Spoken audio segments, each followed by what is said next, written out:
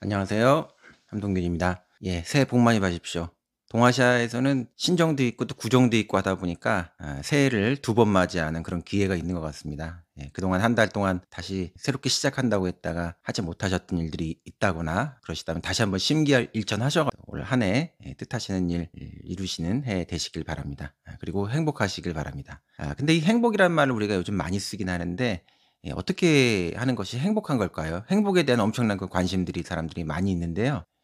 관심이 많다라고 하는 건 오히려 역설적으로 행복에 대한 갈망은 있지만 우리가 행복해지는 방법에 대해서 잘 모른다든가 행복한 사람들이 이 시대에 그만큼 많지 않기 때문에 오히려 역으로 이런 행복을 갈망하는 게 아닌가 이런 생각이 듭니다. 서양에서는 행복론이라고 하는 것이 주류는 아니었지만 서양의 철학이 시작됐던 그 시점부터 사실은 굉장히 기원이 오래되기는 했어요.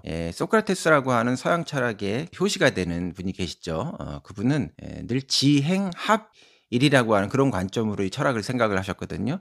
우리가 알게 되면 행하지 않을 수 없게 되고 행하게 되면 정확하게 알고 행하기 때문에 그것을 이룰 수 있다. 다시 말하면 행복이라고 하는 것도 지적인 의식을 통해 가지고 옳고 그름에 대해서 분명히 알고 좋은 것과 나쁜 것에 대해서 분명히 구분하게 되면 그 좋은 것을 추구하게 되기 때문에 우리는 행복하게 될 수도 있다. 이런 지적인 것과 행함 사이의 그 일치. 그래서 행복에 대해서 우리가 알게 되면 행복을 행할 수 있다라고 하는 그런 관점을 이제 가지고 있던 분이 소크라테스예요. 그런데 행복에 대해서 알고 있다고 해 가지고 행복하게 될까요? 그것도 좀 의문이죠. 그래서 소크라테스 이후에 있었던 철학자 중에서 보면 그 아리스토텔레스라고 굉장히 대단한 철학자가 있었잖아요. 이분이 사실 서양 철학에서 본격적인 행복론의 효시라고 얘기할 수 있는데 이분이 쓴 유명한 책 니코마쿠스 윤리학이라는 책이 있어요. 그 책에서 보면 우리가 보통 윤리라고 하면은 뭔가 고리타분한 도덕에 대해서 얘기하는 책 같지만 사실 거기에서 주로 얘기하는 것은 바로 행복에 대한 것입니다.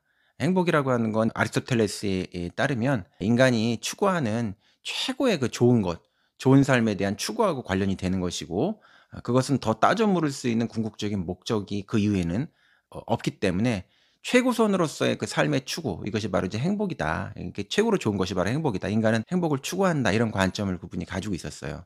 근데 이제 문제는 그때 행복이라고 하는 것이 뭘 얘기하는 거냐 하면 그리스어에서 그 에우다이모니아라고 하는 말이 있거든요. 이 말이 바로 이제 행복이라는 말로 번역이 된 말인데 이 에우다이모니아에서 에우라고 하는 거는 좋다.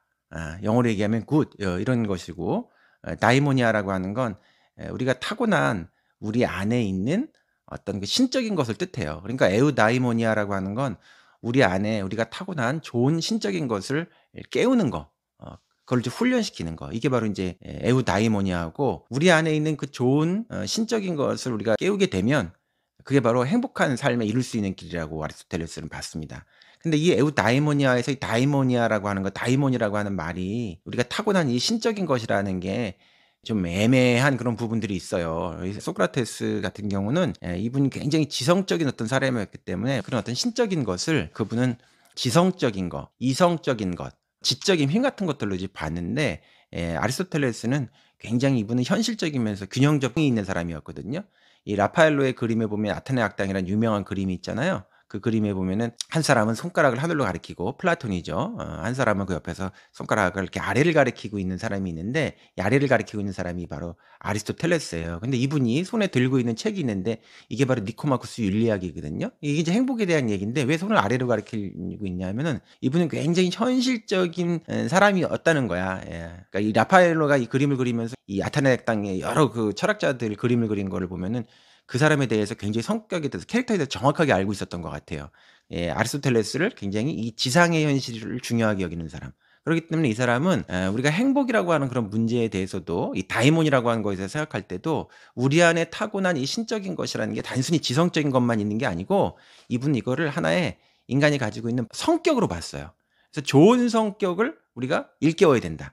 근데 성격이라고 하는 것은 단순히 이렇게 각성하고 이성처럼 지적인 것처럼 일깨워져서 되는 것이 아니라 훈련돼야만 만들어지는 것이거든요. 우리 안에 있는 타고난 좋은 품성을 성격을 잘 훈련시키게 되면은 그 잘 훈련된 품성에 따라 그 사람이 자신이 하고자 하는 일들에 적절하게 맞는 성격을 만들어 나갈 수 있다고 봤어요. 그 아리스토텔레스의 그 행복론이라고 하는 거는 자기가 살아가고자 하는 이런 삶의 모양새에 맞는 적절한 성격, 성품을 형성하는 일하고 관련이 되고, 그런 성격과 성품을 형성하게 되면 그 일에 맞는 모습을 갖게 되기 때문에 결국은 좋은 삶, 그가 추구하는 행복한 삶을 이룰 수 있다고 봤습니다. 가령 이 사람은 각각의 사회적 역할에 맞는 자신의 어떤 품성이 있다고 봤어요.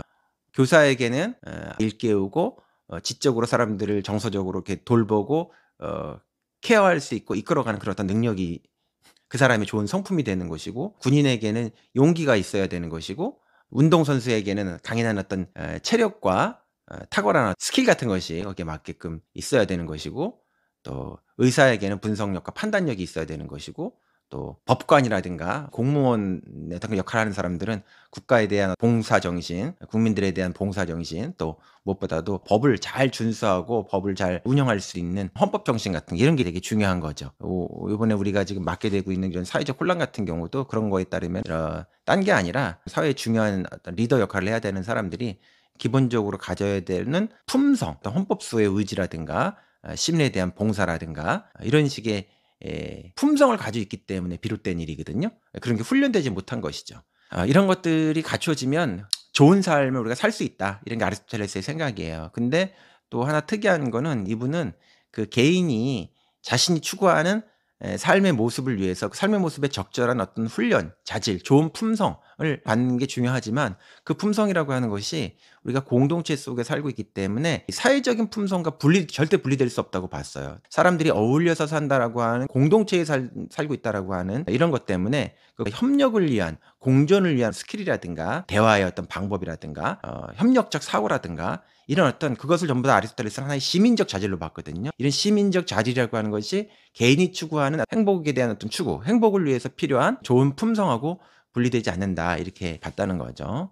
개인들이 추구하는 어떤 행복에 대한 삶도, 행복에 대한 어떤 추구도 공동체 속에 살고 있기 때문에 시민적 덕성이라든가 이런 부분들과 잘 매치되지 않으면 개인의 행복도 추구되기 어렵다라고 하는 것을 깨달으면서 우리가 교육이라든가 이런 걸 통해 전부 다 균형 있게 이렇게 훈련되고 또 교육되어야 하는 각성을 얻는 계기가 됐으면 좋겠습니다. 그리고 2025년 이런 균형 속에서 우리 모두가 행복한 삶, 안정되고 평화로운 그런 삶을 살 수 있는 좀 보다 나은 도약의 계기가 마련되었으면 좋겠습니다. 예, 뉴스쿨 많이 응원해 주십시오.